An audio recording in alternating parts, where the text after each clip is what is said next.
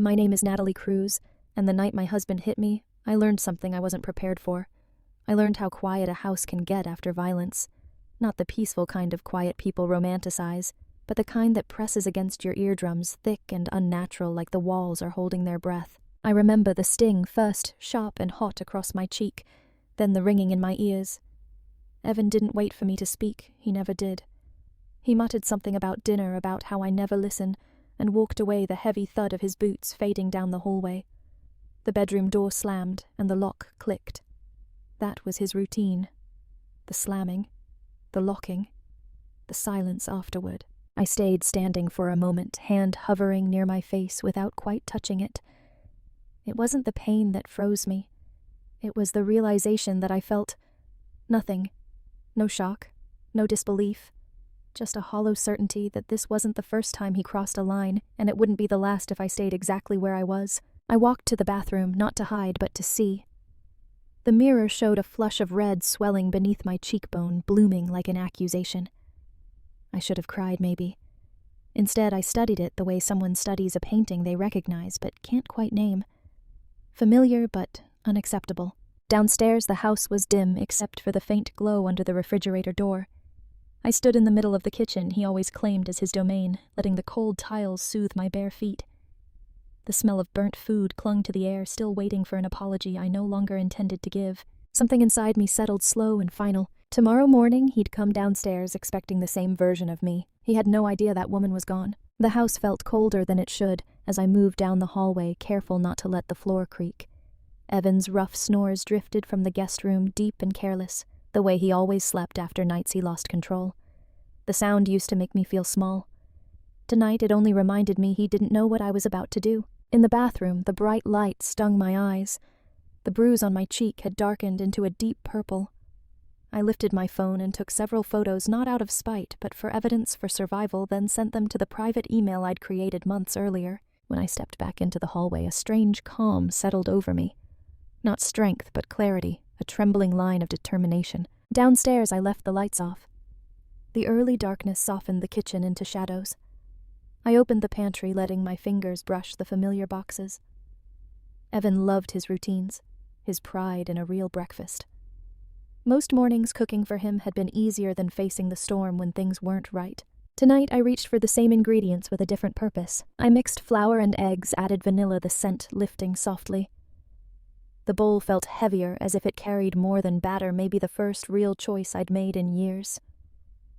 The skillet warmed, glowing faintly as dawn inched forward. As the batter cooked, I set the table with a precision I hadn't used in a long time. Plates aligned, napkins folded, forks perfectly straight. The ritual steadied me, each movement sealing the promise I'd made upstairs. By the time the first light reached the windows, the kitchen looked peaceful, almost inviting. It was the kind of morning Evan always wanted, and the last one he would ever have on his terms. When the stove clock blinked 500 a.m., I dried my hands and picked up my phone. My fingers paused only once before tapping Jasmine's name.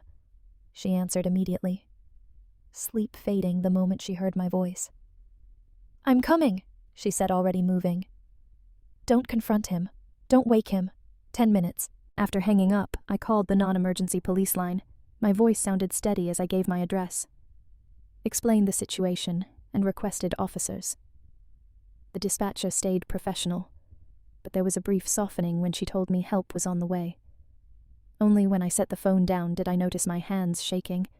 I poured coffee just to keep them busy. 10 minutes later, a gentle knock sounded. Officers Daniel Bennett and Carlin Gwynn stepped inside with calm, practiced presence. They confirmed Evan was asleep and scanned the room with careful, assessing eyes. Jasmine arrived soon after, coat open, hair barely brushed, laptop bag slung like armor. She didn't waste time comforting me. She opened her computer and got to work. We sat in charged silence, the officers with notepads, Jasmine typing, me gripping untouched coffee.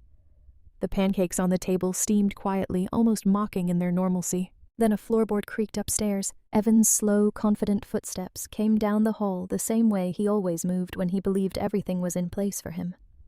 I could imagine him stretching, expecting breakfast, and obedience waiting below. "Pancakes," he said as he reached the bottom step. "Good. You finally—" He rounded the corner. Stopped. His smile vanished instantly. Officer Nguyen rose to her feet. "Mr. Miller, please keep your hands where we can see them." Evan didn't move at first. His gaze went from Jasmine to the officers, then finally to me. When he saw the bruise, something flickered, not remorse but irritation, as if I'd broken a rule he believed he owned. "What is this?" he snapped. "Nat, what the hell are you doing?" I didn't answer. I simply stepped farther away in intentional distance. Officer Bennett approached. "Sir, we received a report of domestic assault. We need to ask you a few questions." Evan scoffed. "Domestic assault? Seriously?" We argued. She burned dinner, got emotional, and now I'm the villain. Ween raised her camera, photographing the room and my cheek. "Ma'am, turn your head to the right." I did. She took the shot. Evan's jaw tightened. "This is ridiculous," he said. "Natalie, tell them you're overreacting." Jasmine didn't look up. "Don't speak to my client." The word client hit him.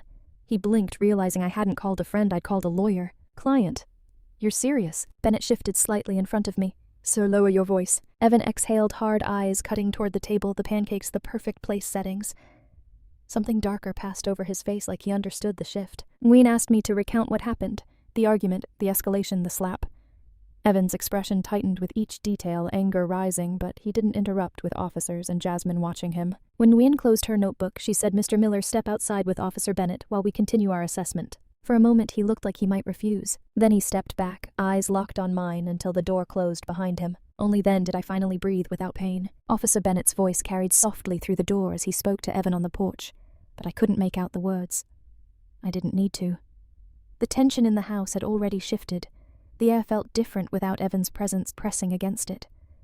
I stood at the table, fingertips resting on the edge of a plate, grounding myself in the smooth ceramic. Jasmine watched me carefully, not hovering, just present, steady in a way that made my knees want to buckle. Ween closed her notebook and met my eyes. "We'll need your full statement," she said quietly. "Whenever you're ready." I nodded, though the idea of saying everything aloud felt like peeling skin from a wound. But I followed her to the living room, sat on the couch, and forced my breath into something steady. She kept her voice soft, her questions clear. I told her about the argument, the slap, the silence afterward. I described the way his hand had felt against my face, the shock that didn't feel like shock at all, the bruise blooming in the mirror. The words came slowly at first, then, all at once, as if they'd been waiting for someone to catch them. When I finished, Nguyen gave a small nod, respect, not pity. She asked me to lift my hair from my cheek so she could photograph the bruise again in better light. Her camera clicked 3 times. Each shutter felt like punctuation. Bennett returned moments later, his expression unreadable, but his body language decisive. Given the evidence and the visible injury, he said, "We're placing Mr. Miller under arrest." A chill moved through me, sharp and electric. Jasmine straightened, closing her laptop with a firm snap. She looked almost relieved.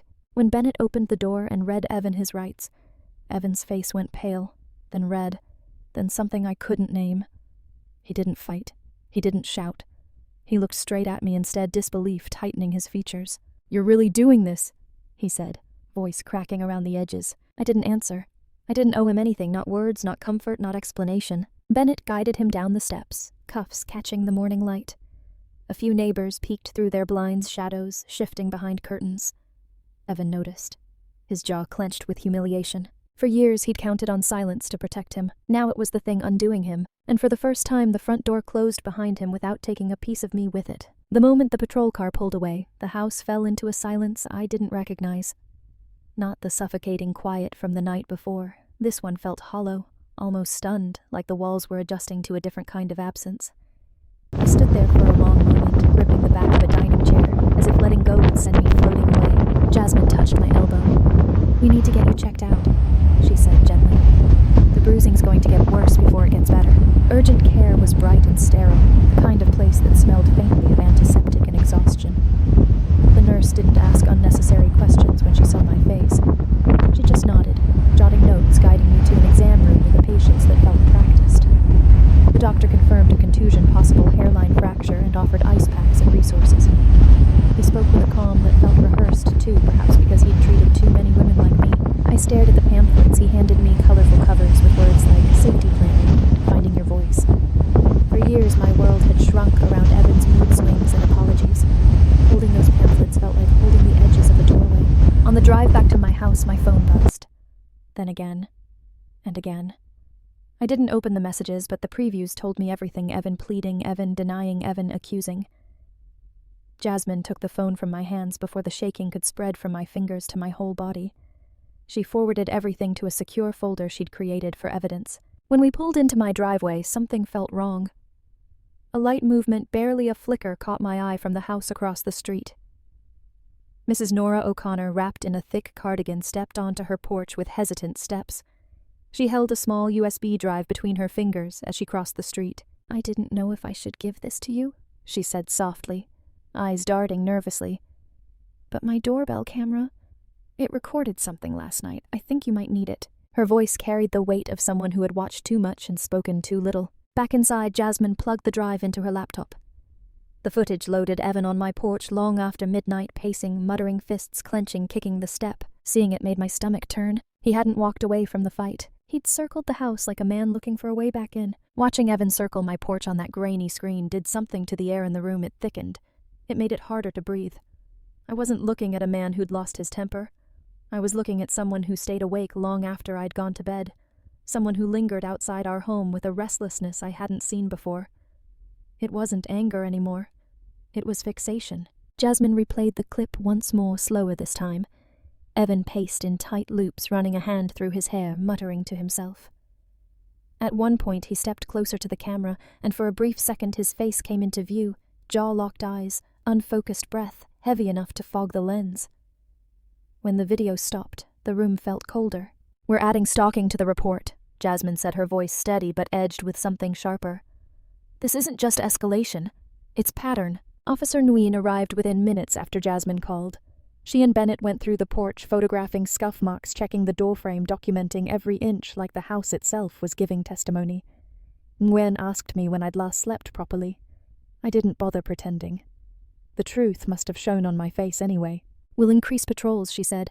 "But don't stay here alone, Natalie. Not yet." Leaving my house felt like giving up ground, like letting Evan push me out of the one place that had belonged to both of us. But staying felt worse, like inviting danger to sit beside me in the dark. Jasmine didn't give me room to argue. She packed my essentials, clothes, toiletries, the folder of documents we'd compiled, and ushered me into her car with the efficiency of someone who'd done this for clients before. Her apartment was on the other side of town, a busy street where noise replaced the suffocating stillness of my neighborhood. When I stepped inside, the unfamiliarity of the space hit me not frightening, but disorienting, like waking up in a hotel after a long trip. I sat on the edge of the guest bed, my bag still at my feet, unsure what to do with my hands. The silence wasn't safe yet, but it wasn't his. That alone made it easier to breathe. Jasmine stood in the doorway, arms crossed gently. "This isn't running," she said. "This is repositioning." I nodded, finally letting my shoulders drop. Because she was right. I wasn't escaping. I was preparing. I didn't sleep much during those first nights at Jasmine's. My body rested, but my mind kept circling back to the porch, the pacing, the bruise. Healing wasn't quiet, and mine wasn't either. But with each sunrise, something shifted, a slow reclaiming beneath the ache. While Jasmine dealt with filings and court dates, I rebuilt myself in small ways. I took slow walks around her block, letting city noise soften the leftover tremors. I brewed my own coffee without thinking of Evan's demands. I took long showers without listening for footsteps. Each small freedom felt delicate but real, like learning to walk on new ground. When the restraining order was finalized and the charges moved forward, the fear didn't vanish, but it stopped ruling my days. I returned home with Jasmine beside me, unlocking the door as if expecting the air to feel wrong. Instead, it was simply empty, and for once empty felt good. I saved the kitchen for last. The room where everything had shifted. The place where I'd set the table not to serve him, but to end what he counted on. The skillet was still on the stove, cold, but when I touched it, my hands no longer trembled. I cleaned slowly, not to erase the past, but to reclaim the space. A new tablecloth, brighter curtains, fresh flowers by the window. Small changes, but they rewrote the room. Weeks later, on a quiet Saturday, I made pancakes again this time, because I wanted to. The batter hissed softly, vanilla rising warm in the air. Survival wasn't dramatic. Sometimes it was simply standing in your own kitchen without fear. I sat alone at the table, sunlight spilling across the wood, and took a bite without feeling watched. Evan no longer had a place in this house. And as the morning light warmed the fading bruise on my cheek, I understood something simple. I hadn't just survived him. I'd reclaimed every inch he once thought he owned.